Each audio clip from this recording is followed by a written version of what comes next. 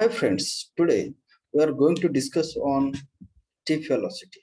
It is the important calculation used in the process engineering. Tip velocity is used generally where you have to do the scale up from one batch reactor to another, or you have to use when you are you want to take a big scale reaction in the same reactor.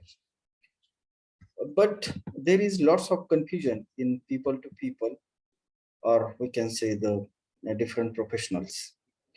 Tip velocity is important or taken into the consideration when there are identical agitators. You cannot use this calculation for the different agitators. For example, you have an anchor, and that calculation of that value what you are getting by existing for your agitator, anchor agitator, you cannot apply to the propeller because the geometry of agitator is different and the dynamics created by that particular agitator is different, so you cannot match that tip velocity. So that is the first point, and the confusion in a many people that they are referring the uh, tip velocity even though there are different agitators, so you don't use that.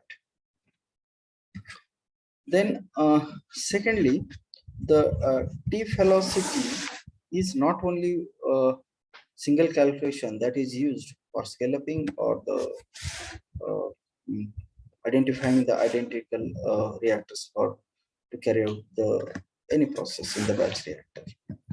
There are different calculations like power by volume ratio, then agitated draw of agitated power drawn, then pumping velocity, then we can say the mm, shear rate, we can say the uh, uh, pumping pumping flow rate of agitator, like that. So this calculation is very simple, and what is the formula, how it is calculated, so I will explain in detail so that you can get a good understanding of this formula and all.